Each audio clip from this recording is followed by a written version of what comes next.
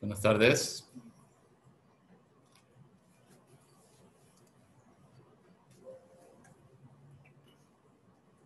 Hola, profe, buenas tardes.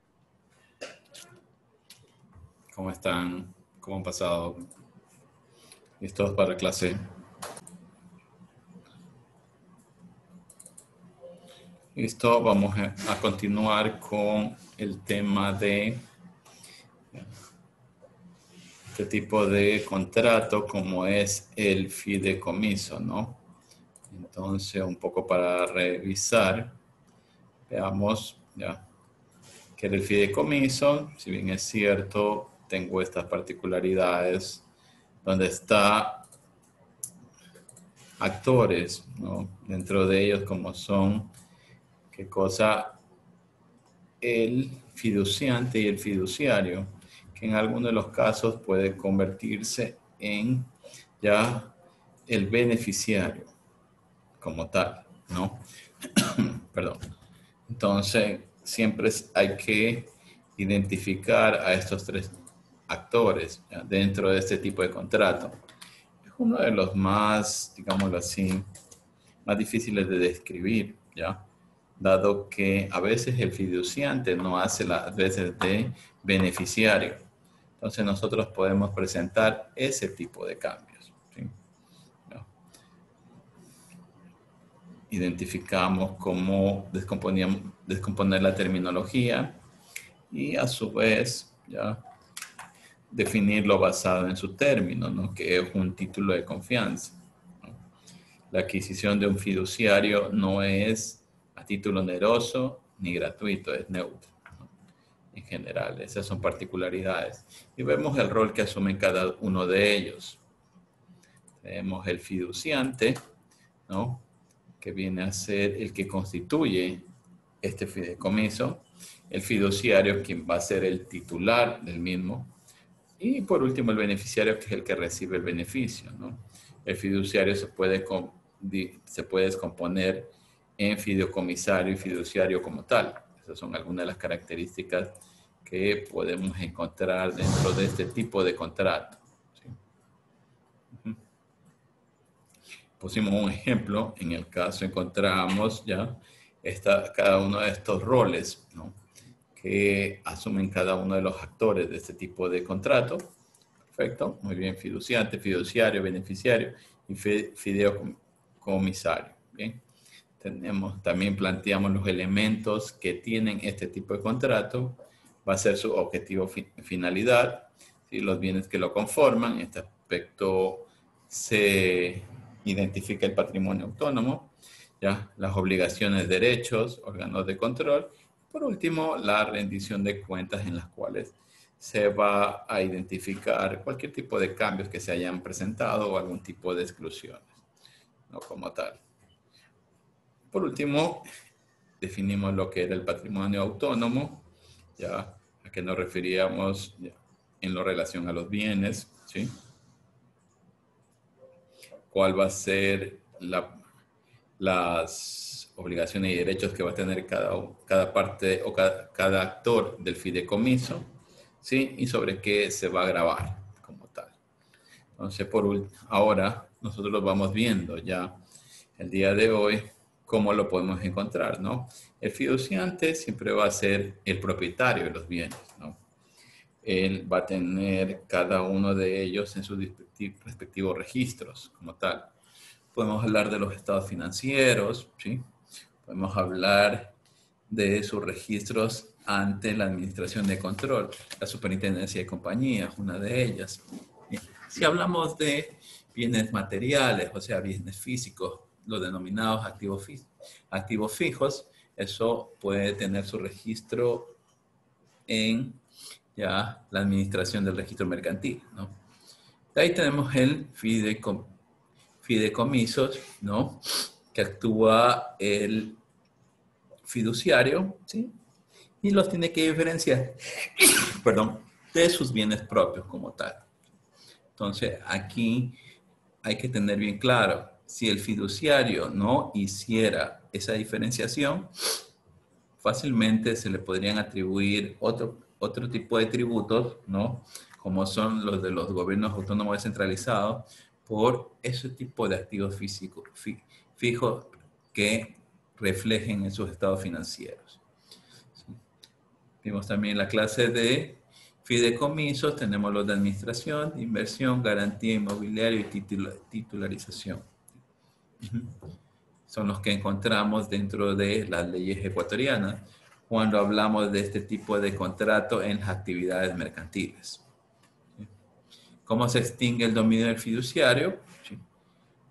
Se planteó ya cumplimiento por el plazo o condición resolutoria, por revocatoria, causas contractuales y causas legales.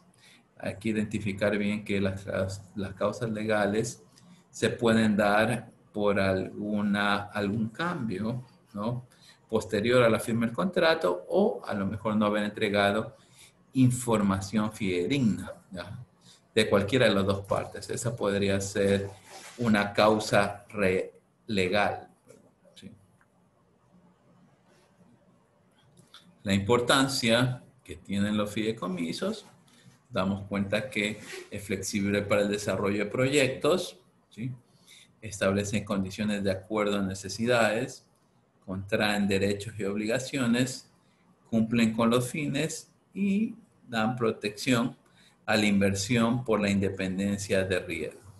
Todo esto está enfocado en que el fideicomiso es otra entidad jurídica, ¿no?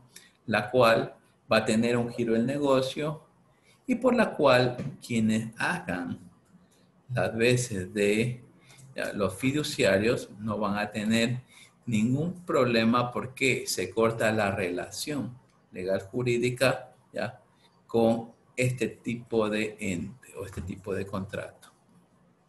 Se da en el Ecuador muchos de estos tipos de fideicomisos y ¿ya? Si la ley lo permite, ¿ya?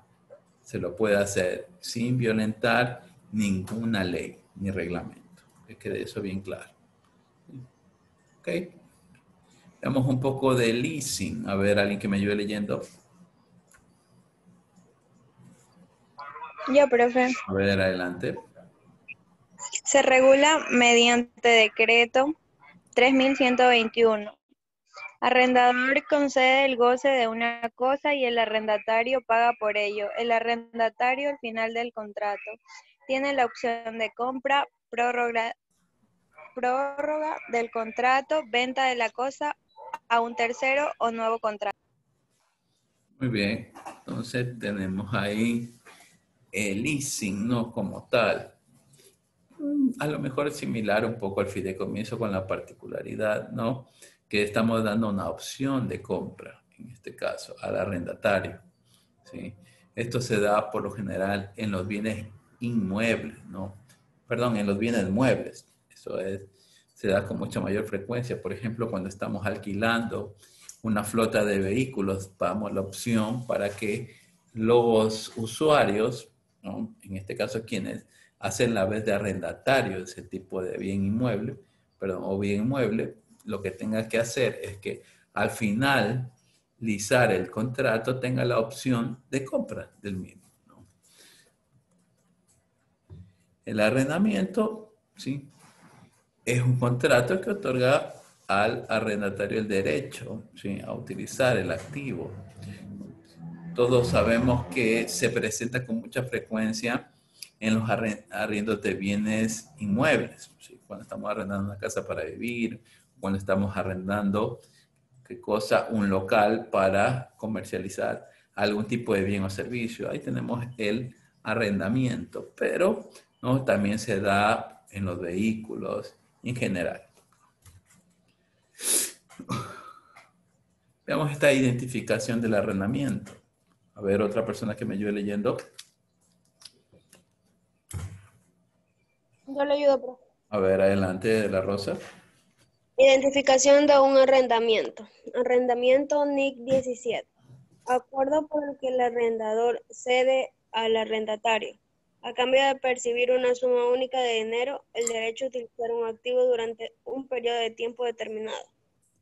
Arrendamiento financiero Se transfiere sustancialmente todos los riesgos y beneficios inherentes a la propiedad del activo. Arrendamiento operativo. No se transfieren sustancialmente los riesgos y beneficios inherentes a la propiedad del activo. Arrendamiento. NIF 16. Existe un arrendamiento cuando una de las partes tiene el derecho de uso, es decir, controla el uso de un activo identificado, explícita o implícitamente, en el acuerdo durante un periodo de tiempo. Existe control del uso de un activo cuando se cumplen ambas situaciones. Uso exclusivo del activo, derecho a recibir todos los beneficios económicos significativos que se desprenden del uso del activo. Y capacidad para dirigir el uso del activo, derecho de cambiar el propósito del uso del activo, cómo se usa, para qué se usa, diseño especializado, excepto activos menores, contrato de corto plazo. Arrendamiento se registrará en el balance. Perfecto, muchas gracias. Entonces tenemos esas particularidades ya de los arrendamientos. ¿Y por qué no se lo trae mucho a colación cuando hablo de leasing? ¿No? Debido a estos puntos, ¿no? Entonces tenemos ahí como el vendedor del bien, en todo caso, que da él, ya sea el tipo de bien inmueble o mueble, ¿no? ¿Ya? Y hace uso, en este caso, el cliente o usuario. Al final puede decidir si es que lo va a querer o no lo va a querer.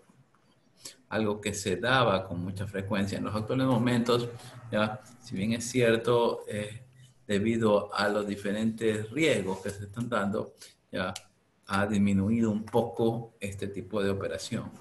Veamos otra diferencia entre operaciones de crédito y operaciones de financiamiento. ¿Qué es lo que hace que sean disyuntas? ¿Sí? A ver, otra persona. Yo, profe. Adelante, por favor, Ronquillo. Diferencias entre operaciones de crédito y operaciones de financiamiento. La operación de financiamiento es un mecanismo que permite adquirir un bien, obtener capital sin obligación de pago exigible u obtener liquidez. El leasing o el factoring son operaciones de financiamiento. La operación de crédito es la entrega o promesa de entrega de una suma de dinero con obligación de pago en dinero en un momento distinto a la convención. Las más características, operación de crédito es el mutuo de dinero. Perfecto, entonces tenemos ahí esta gran diferencia entre operaciones de crédito y de financiamiento, ¿no? ¿Sí? Recordar algo. El primero, que es lo que me está haciendo, ¿ya? Estoy dando una promesa, ¿no? De un hecho que se va a dar. Esa es la particularidad. Un pago en dinero, es una operación de crédito. Nosotros vamos a obtener, ¿ya? Digámoslo así, puede ser un crédito de corto, de mediano o de largo plazo. Ahí tengo la operación de crédito.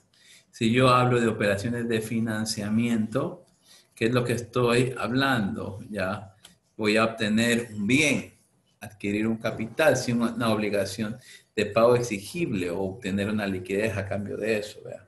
Ahí está la diferencia entre el uno y el otro, ¿no? No son lo mismo, cuidado. Veamos lo que es el factoring, ¿sí? Nos damos cuenta, aquí, esta es una de las últimas operaciones ya de financiamiento que se ha manejado mucho en el tiempo, ¿sí? En los últimos años ha sido una gran herramienta para dar al mercado grandes cantidades de liquidez, dado que entra un tercer actor, ¿no? Por lo general, son las instituciones financieras, las cuales invierten, ¿sí? En este tipo de, podría denominarse instrumento financiero, lo adquieren, pero pagan una tasa de castigo sobre ese valor. Asumamos que yo tengo cierta cantidad de facturas y tienen el respectivo registro donde dicen que son negociables en el mercado de valores. en ese mismo instante, yo qué es lo que hago, les puedo aplicar una tasa activa o una tasa pasiva de interés, la cual le descuento con el fin de obtener mayor beneficio o margen de contribución, ¿no? A eso es lo que se refiere. Y yo como propietario de esas facturas, ¿qué es lo que hago? Las negocio, pero esos valores son castigados, ¿sí? Entonces, ahí es lo que podemos ver, ¿ya? En cada uno de estos puntos, sea por la venta de bienes o prestaciones de servicios. Por lo general, el dueño de las facturas tiene que tener un respaldo histórico de operaciones que se hayan efectuado, ¿sí? Hay algunos tipos de posibles documentos de cesión, que son las letras de cambio, pagaré, facturas, entre otras cosas, ¿no? Eso es lo que se denomina factoring. Marco legal para las compañías de factoring. A ver, otra persona, por favor. Yo, profesor. A ver, Ramírez. Marco legal para las IES de factoring. Ley General del Sistema Financiero y del Sistema de Seguros y Orgánica de la Superintendencia de Bancos y Seguros. Número 26.702. Ley de Regulación Económica y Control del Gasto Público, publicada en el suplemento del Registro Oficial número 453 del 17 de marzo de 1983. Y por último, la resolución de la Superintendencia de Bancos, número 83-514, de 9 de noviembre de 1983, que contiene el reglamento para las compañías sometidas a la vigilancia y control de la Superintendencia de Bancos. Listo. Entonces, nos damos cuenta cuál es la base legal, ¿sí? Y en qué se está respaldando para poder aplicar este tipo de instrumento de financiamiento, ¿no?, que tienen las empresas. Como hay diferentes entidades, ¿no?, que hacen concordancia en sus leyes. Tengo la ley del sistema financiero y de seguros, la ley de regulación económica y gasto de seguro público, y por último, resoluciones de la Superintendencia de Compañía y de Bancos, que hoy por hoy es la misma, ¿no? Entonces, podemos identificar cómo las operaciones de crédito, las operaciones de factoring ya se pueden dar partiendo del factor, en este caso, ya, el valor de la factura, ¿no?, que estoy negociando, ¿vean? El cedente, cliente del factor, el deudor, cliente del cedente. ¿A qué me estoy refiriendo a esto? ¿Ya? ¿De qué forma ya estas facturas, qué es lo que hacen? Se negocian ya en un mercado de valores, el cual paga liquidez, ¿sí?, pero ese está quedando como un margen de contribución. Tenemos aquí algunos puntos relacionados al factoring. A ver, otra persona que me ayude leyendo. Yo, profesor. Adelante, Bat. Cliente entrega producto o servicio a deudor. Deudor acepta factura comercial y su respectivo pago. Cliente entrega factura a factor, investor. Factor verifica factura con deudor. Factor anticipa dinero a cliente. Deudor paga factura. Investor entrega reserva a cliente. Muy bien. Nos damos cuenta de situaciones que se van dando dentro del mercado, cómo van a ser los movimientos que tengan cada uno de estos componentes, ¿no? Desde el 1, si nos damos cuenta que va a ser la entrega de producto o servicio al deudor, para llegar al último, ¿sí?, que me indica, ya, como en este caso, ya, la empresa que está captando esos recursos, ¿sí?, entrega esa reserva a un nuevo cliente, ¿no? Eso es lo que conlleva el factor. Veamos un poco ahora de los títulos de crédito. Hemos nombrado 3, que son las letras de cambio, pagaré, cheques, ¿sí? Estos títulos de crédito ya tendrán su base legal tanto en el Código de Comercio y en la Ley General de Cheques, ¿sí?, en la cual me van a permitir regular, ordenar, ¿no?, este tipo de segmentos. Bien. A ver, otra persona que me ayude leyendo, por favor, acerca de la letra de cambio. Yo, profesor. Adelante, Guerra, por favor. La letra de cambio. La letra de cambio documenta y acredita la existencia de una orden de pago por la cual una persona denominada librado pagará a otra denominada librador una cantidad en el momento y lugar de pago acordado. El pago de la letra debe realizarse en la fecha de vencimiento. Esta se decide como resultado de acuerdo de librador y librado y debe ser única. No se puede fraccionar en plazos o en vencimientos sucesivos. Para determinar el vencimiento de una letra conviene conocer primero los siguientes conceptos. Fecha de libramiento o giro, fecha en que se cumplimenta la letra. Fecha de aceptación, fecha en la que es presentada al librado. La presentación para que la letra sea aceptada debe efectuarse dentro del año siguiente a la fecha de libramiento. Fecha de protesto, fecha en que se realiza el protesto del impago de la letra. Gracias. Tenemos ahí cada uno de los componentes de la letra de cambio, ¿sí? Válida dentro del territorio nacional. Tendrá que, en este caso, constar la ubicación, ¿no? Las características de tanto el deudor como acreedor, ¿sí? Eso es algo muy importante dentro del llenado de este tipo de instrumento financiero.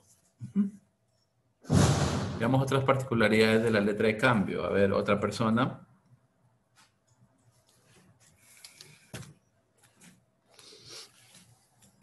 ¿No? Ok. Yo le nombro. Yo, profe. A ver, adelante. La letra de cambio. Personas imprescindibles en la formalización de una letra de cambio. Siempre aparecen librador, persona que emite y cumplimenta la letra de cambio y que da la orden de pago, teniendo por tanto el derecho de cobrar el importe indicado. La acción de emitir la letra también es denominada por los términos libramiento o giro. El librador es el vendedor de una operación comercial. Librado, persona que acepta la orden de pago emitida en la letra de cambio, asumiendo así la obligación de pago que conlleva. Formalizará la aceptación firmando en el apartado acepto. El librado es el comprador de una operación comercial. Tenedor, persona que tiene en su poder la letra en el momento de pago y a quien hay que realizar el pago. Puede ser el propio librador o una persona o entidad a quien éste haya transmitido la letra. Persona no imprescindible en la formalización de una letra de cambio. Pueden aparecer relativas al aval. Avalista, persona que asume la obligación de pago y garantiza su pago junto con el librado. Avalado, es el librado de la letra. Relativas al endoso. Endosante, persona que tramite la propiedad de letra, se cambió. Ya, persona que tramite la propiedad de la letra y el derecho de cobro inherente. Endosatario, persona que recibe la propiedad de la letra y el derecho de cobro que conlleva. Gracias. Entonces vemos ahí la definición de cada uno de los términos que encontramos dentro de las letras de cambio. Recuerden algo, este es un documento válido dentro del marco legal, ¿sí? Por lo cual, una vez que se notariza este tipo de contrato, porque así se lo define, ¿no? En el Código Mercantil, un tipo de contrato en este momento podrá acogerse a toda la reglamentación en el caso de que cualquiera de las partes se sintiese perjudicado. Eso que quede bien claro, ¿no? Acerca de la letra de cambio. Veamos otros puntos más. A ver, otra persona, por favor. ¿No? A ver, déjenme ver. Veamos. Cyrus. ¿Quién es Cyrus? Rojas.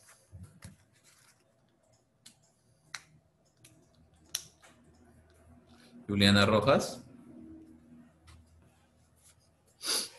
Continúe. ¿No está? Bien.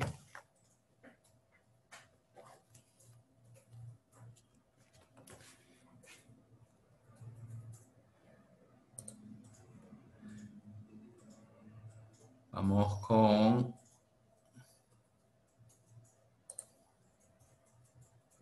Jurado.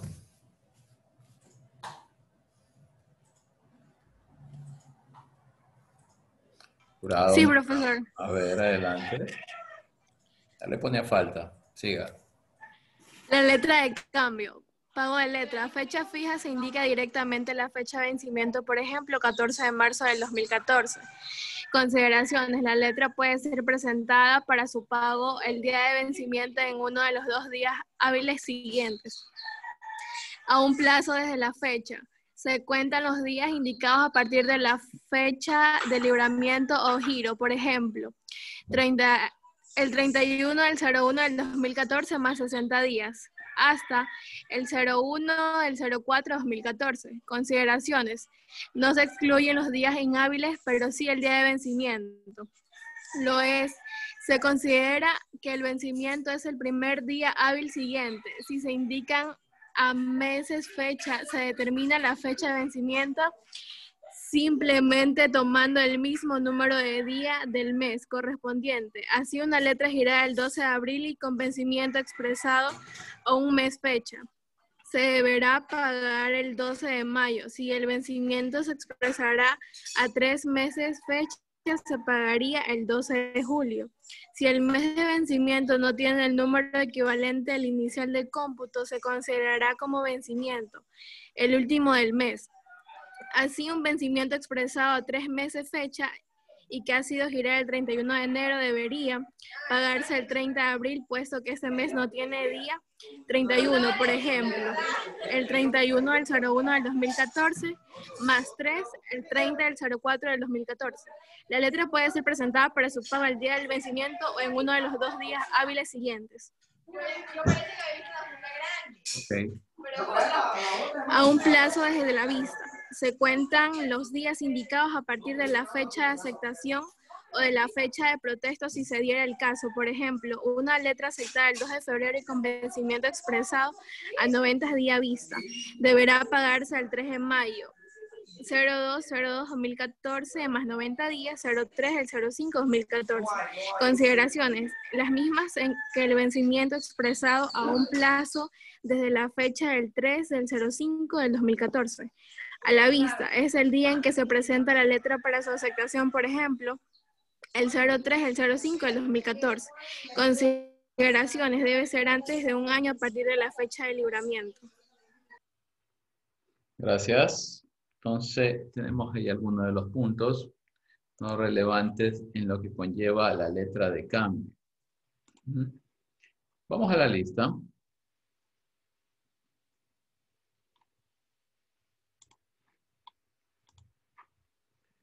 Abad. Presente. Alvear. Presente. Panchón. Presente. Borja. Presente. Castro.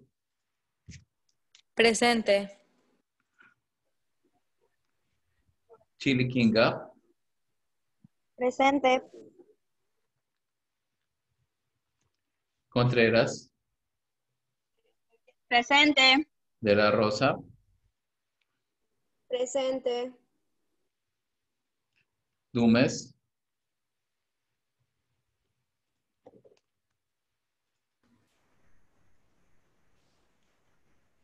Fernández. Presente. Guerra. Presente. Guerrero. Presente. Urumendi. Presente.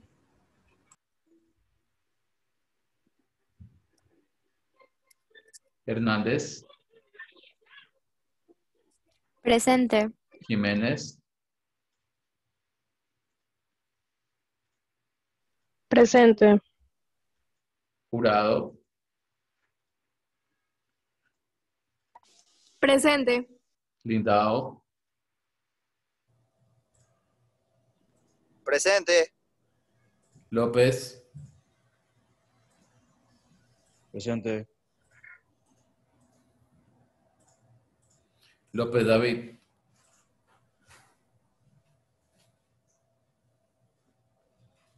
Está, ok. Molina.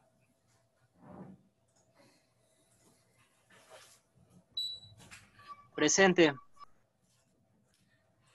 Morales. Presente. Moreira. Presente. Moreira Briana. Presente. Moreno. Presente. Muñoz. Padmiño. Presente, profe. Peralta. Pérez. Pozo. Presente. Preciado. Presente. Quesada. Ramírez. Profesor, Preciado, presente. Presente, Ramírez, profe. Mucho entrecortado. Rivadeneira. Rivera. Presente, Rivadeneira.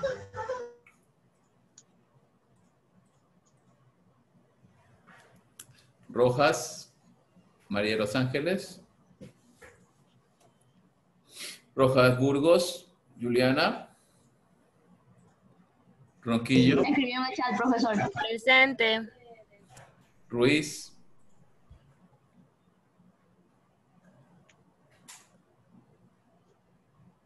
Sañay. Presente. Vera. Muy bien.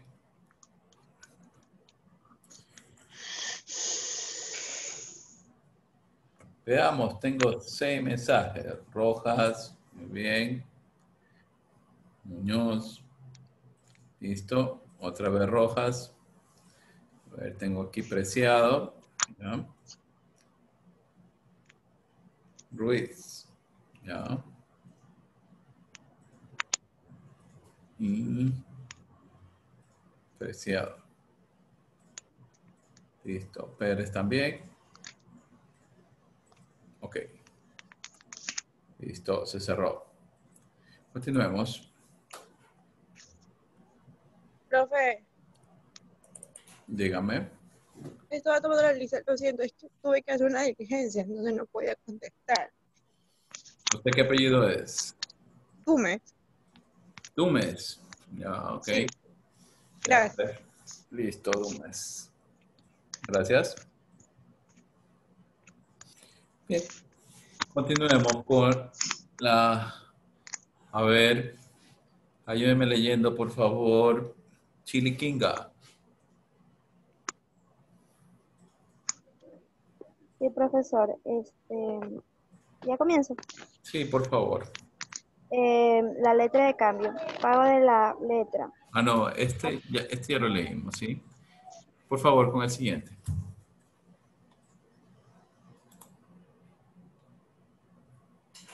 Ese cuadrito no se logra visualizar. Se ve borroso.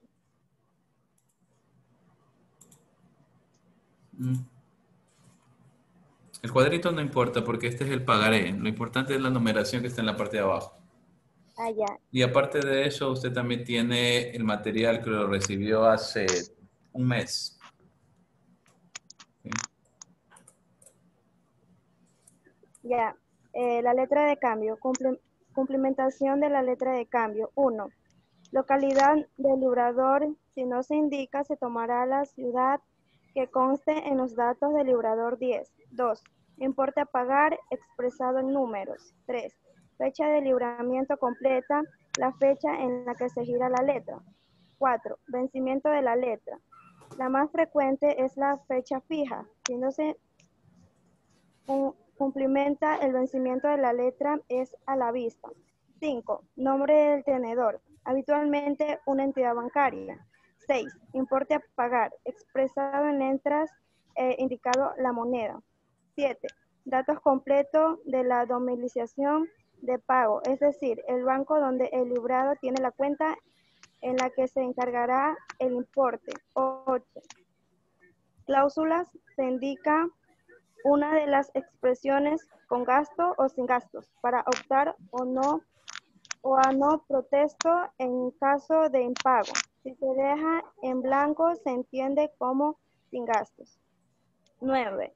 Nombre y domicilio del librado. 10.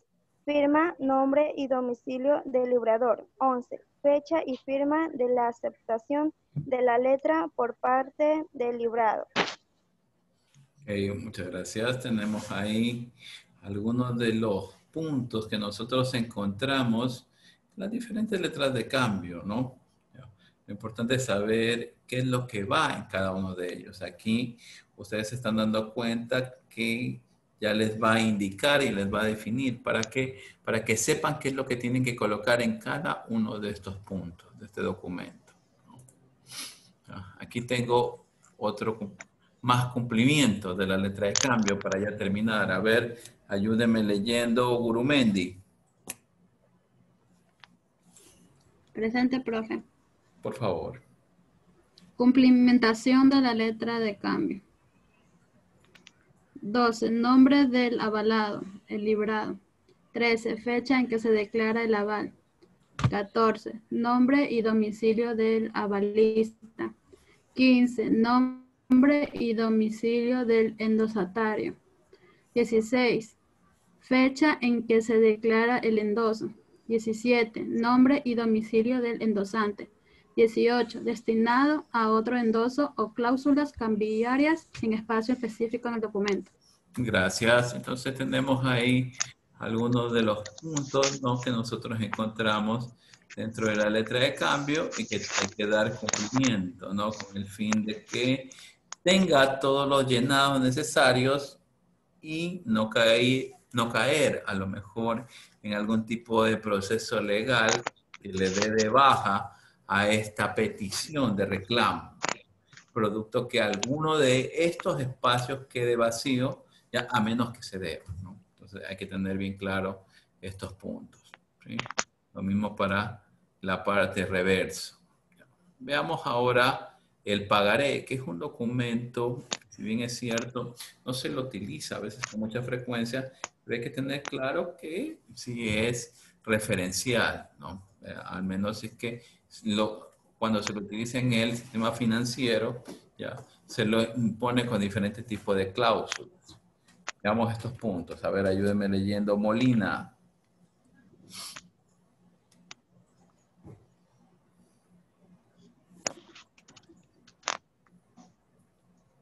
Molina, ¿qué pasó? ¿Se fue?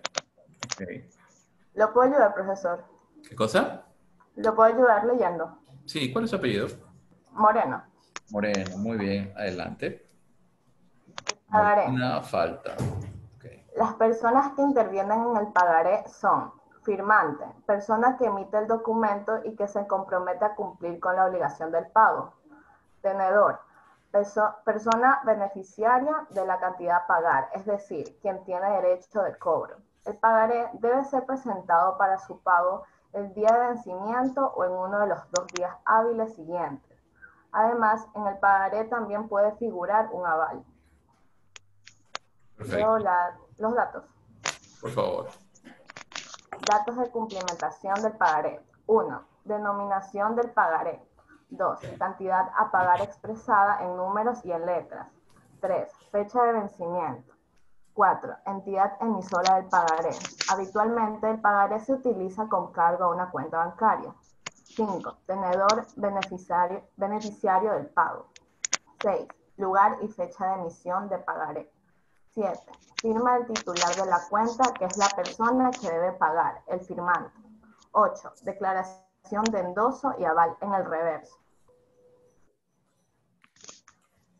Gracias. Tengo ahí algunos de los puntos que constituyen lo más representativo. Hay que identificar cuál va a ser la denominación del pagaré, o sea, cuál es el propósito por el cual se lo está efectuando, ¿no? Es uno de los puntos más importantes, por no decir ya el más representativo. A ver, sí, ayúdenme leyendo arriba de negra.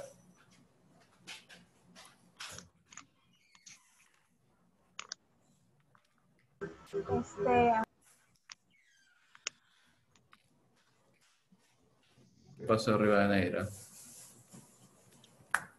fue. Sí, lo que pasa es que fue bajando el volumen de la televisión. Continúe, por favor. Ya, Cumplimiento del pagaré. El documento del pagaré suele estar emitido por la entidad bancaria en la que el firmante tiene la cuenta. Deben tenerse en cuenta las siguientes consideraciones expresadas en la ley cambiaria y del cheque. El pagaré cuyo vencimiento no esté indicado se considerará pagadero a la vista. A la falta de indicación especial, el lugar de emisión del título se considerará como lugar de pago y al mismo tiempo como lugar del domicilio del firmante. El pagaré que no indique el lugar de su emisión se considerará firmado en el lugar que figure junto al nombre del firmante. Gracias. Entonces tenemos ahí estos puntos, ¿no? En los cuales ya se va a establecer, ¿ya?, quién va a hacer la acción de cobro, ¿no? Entonces, eso es a la orden de quién se lo está girando, ¿no? ¿Ya? ¿Cuál es el endosatario? También encontramos ahí, ¿no?, en cada uno de estos puntos. Vemos cómo también hay que pactar el vencimiento del respectivo pagaré, ¿sí? ¿No? Cada uno de estos puntos son válidos y tiene que tener ya el lugar o el domicilio donde se está efectuando la transacción. Claro, tenemos operaciones asociadas a este método de pago. Tenemos ahí las letras de cambio, pagaré, igual va a ser a los valores cambiarios. El endoso, ¿no? La letra de cambio y pagaré igual a medios de pago en cada uno de estos puntos. ¿Cómo lo puedo hacer? Es muy similar el tratamiento, ya, si ustedes se están dando cuenta, de cualquier otro tipo de documento para ser negociado, este tipo de contratos que se hacen muy frecuente. A lo mejor, como nosotros estamos en un sector urbano, vemos que hay más presencia de las entidades financieras para hacer algún tipo de financiamiento directo, ¿no? Deuda de corto, de largo plazo, y no vemos mucho la necesidad de efectuar este tipo de contratos. Pero en áreas geográficas, ¿no?, donde no existe mucho sistema financiero, que sí hay, ¿no? Por ejemplo, en el área de la Amazonía o en el caso rural, ¿no? Identificamos cierto tipo de préstamos, ¿no?, que tienen que ser a tasas inferiores de la tasa pasiva del Banco Central, ¿no? Y deben de cumplir estos requisitos en el caso que se quiera hacer algún tipo de acción de cobro, ¿no? Muy bien. Veamos otro tipo de operaciones asociadas al medio de pago. A ver, preciado. Continúe leyendo, por favor. Preciado, ¿no está? Ok.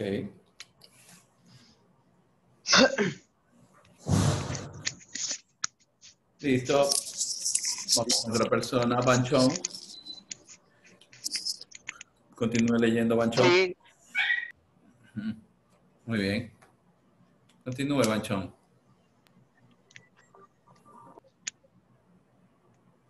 ¿No está Banchón? Ya se fue. Sí, profesor. Perfecto. ¿Sí está Banchón?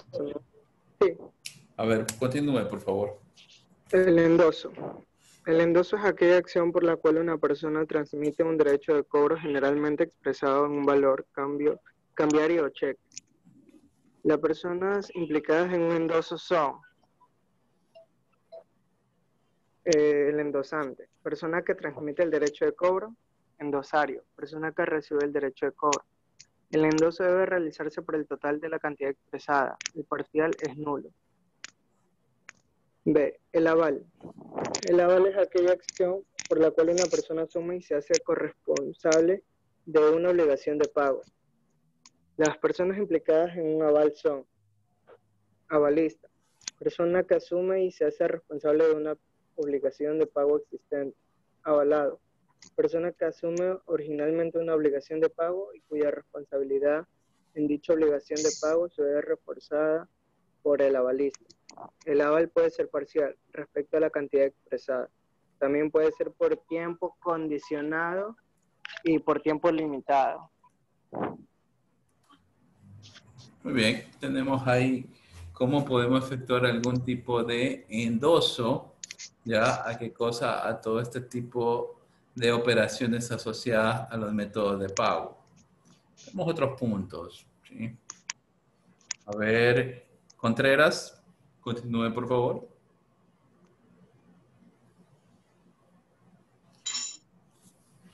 Gestión de cobro y negociación de efectos comerciales. Gestión de cobro de efecto. Servicio bancario por el cual la entidad bancaria ejecuta el cobro del efecto en el día de su vencimiento. Negociación de efecto. Operación financiera por el cual la entidad bancaria adelanta el depositante el importe del efecto, menos un descuento comercial. Característica de la gestión de cobro de efecto. Es un servicio bancario en el cual el depositante obtiene comodidad y agilidad en el cobro.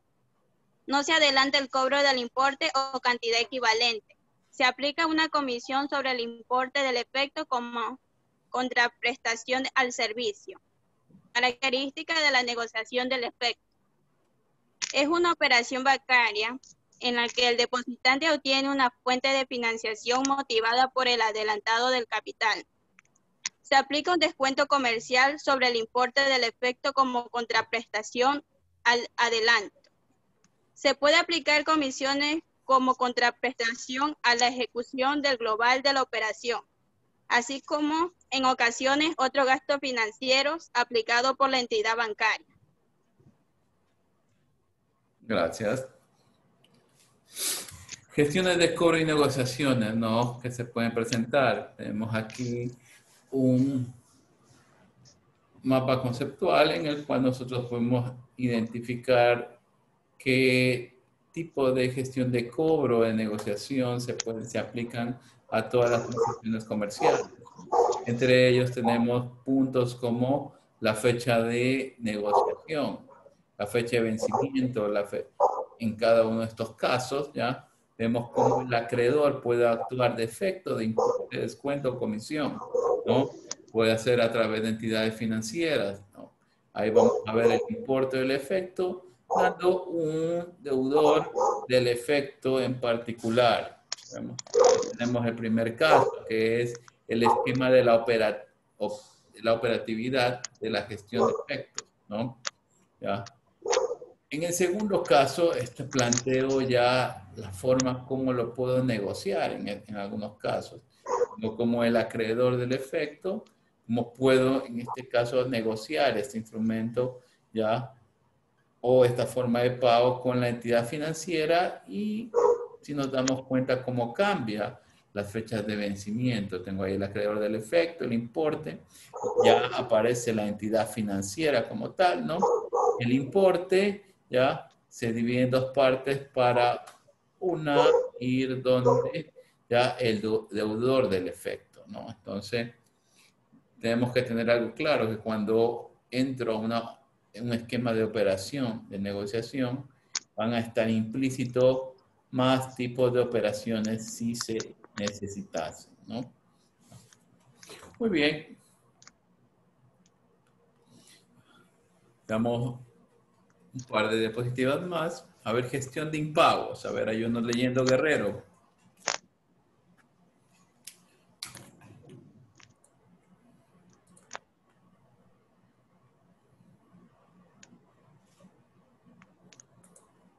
¿Guerrero no está? Muy bien. Sí, profe. Ah, ya, entonces. Gestión. Gracias. Continúe. Actuar con rapidez y diligencia en cuanto se detecta un impago, priorizando la visita personal al cliente moroso con un proceder negociador y nunca agresivo. Tener establecido un procedimiento estándar e informatizado del seguimiento de los impagos. Buscar la resolución extrajudicial. Esto es tratar de fraccionar el cobro establecido, plazos de pagos acordados entre las dos partes. Recurrir al asesoramiento especializado interno o externo, a la empresa, abogados y personal o empresas especializadas en impagos.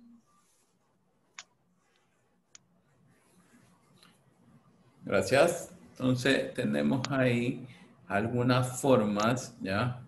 Que se puede efectuar por, ¿qué cosa? Por algún incumplimiento que se puede estar dando. Recordar algo, en esta parte nosotros tenemos que ya utilizar mucho lo que hemos visto el día de hoy. ¿A qué me refiero? A cada una de las definiciones, ¿ya? De los componentes, ya sea de la letra de cambio, del pagaré, entre otras cosas. ¿Cuáles son cuál es la información necesaria para ejecutar esta acción de cobro? Recuerden algo, la firma es indispensable, ¿sí? También identificar el tipo de, en este caso, instrumento que estoy utilizando y cuál es el propósito como tal, ¿no? Eso no puede quedar única y exclusivamente con una firma, debido a que en lo posterior se puede llenar ya y generar obligaciones futuras que no se hayan dado.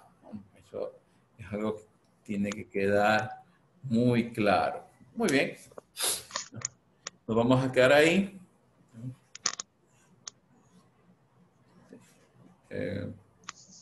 No voy a enviar foro. Sé que están haciendo lo de los PIS. Espero que continúen haciendo los PIS. Cualquier cosa que tengan, ya me pueden hacer esa consulta, ya sea por WhatsApp, por su correo institucional o ya la plataforma móvil. Recuerden que la próxima semana es el examen. Ya tienen que ir estudiando. Cualquier consulta que tengan de la materia, la pueden hacer en estos momentos. ¿Está claro? Listo. Nos vemos el día de mañana. Cuídense. Profesor, una consulta. Dígame. ¿Cuándo tendríamos el examen? ¿El lunes mismo? Eso se lo tienen que informar de la misma forma como les ya comunicaron el primer parcial. ¿Está claro? Inmediatamente que yo sepa, también se lo socializaré ya por el grupo de WhatsApp. ¿Sí? ¿Alguna otra pregunta? Si no hay, nos vemos mañana, ¿ya? Gracias.